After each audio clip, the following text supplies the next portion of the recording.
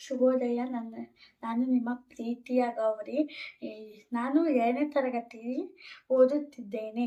ಇವತ್ತು ನಾನು ಹೊಸ ಕಥೆಯನ್ನು ಹೇಳುತ್ತಿದ್ದೇನೆ.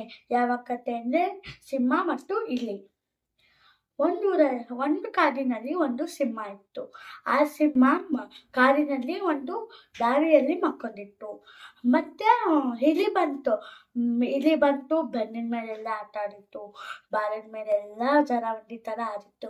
ಆವಾಗ ಸಿಂಹ ಎದ್ದು ವಾಸು ಬಿತ್ತು, ವಾ ಅಂತ. ಆವಾಗ ಇಲಿ ಎದ್ಕೊಂಡ್ಬಿತ್ತು. ಅದಕ್ಕೆ ಸಿಂಹ ಏನು ಹೇಳಿತು, ನಾನು ತಿಂದು ಬಿಡ್ತೀನಿ, ಏನು ನನ್ನಿಂದ ತಪ್ಪಾಯಿತು, ಇನ್ನು ಮುಂದೆ ಮಾಡಲ್ಲ. ನನಗೆ ತಾಯಿ ಇದ್ದಾರೆ, ನನಗೆ ಮಕ್ಕಳಿದ್ದಾರೆ, ಅದಕ್ಕೆ ನಾನು ಸುಮ್ಮನೆ ಆಗ್ತಾನ ಅಂತ ಬಂದಿದ್ದೇನೆ ಅಂತ ಹೇಳಿದ್ರು.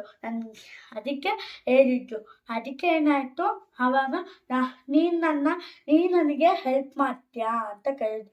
ನಾನು ನಿನಗೆ ಸಹಾಯ ಮಾಡೇ ಮಾಡ್ತೀನಿ ಅಂತ ಹೇಳಿದ್ರು. ಆವಾಗ ನಾನು ನಿನ್ನ ಒಪ್ಕೊತೀನಿ, ನೀನು ಸ್ಟ್ರಾಂಗ್ ಆಗಿದೀಯಾ ಅಂತ.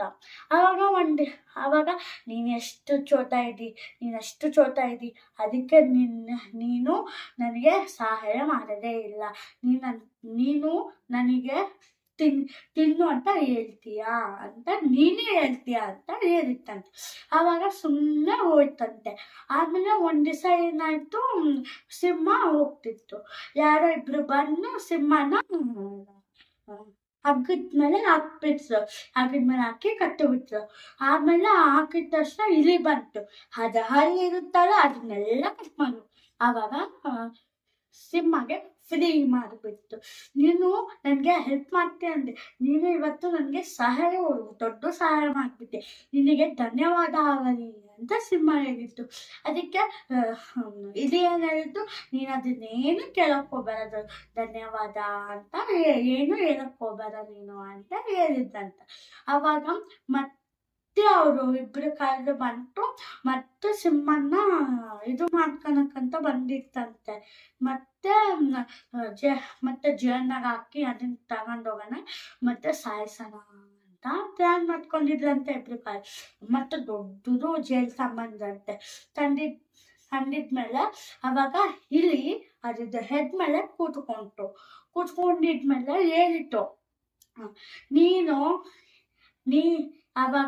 ಹೇಳಿತು ಇಲಿ ಏನ್ ಹೇಳಿತು, ನೀನು ಹೋಗಿ ಅವ್ರನ್ನ ಇದು ಮಾಡು ಅಂತ ಹೇಳಿದ್ರು. ಅವಾಗ ಹೋಗಿ ಹಸಿಬಿತ್ತು ಸಿಂಹ.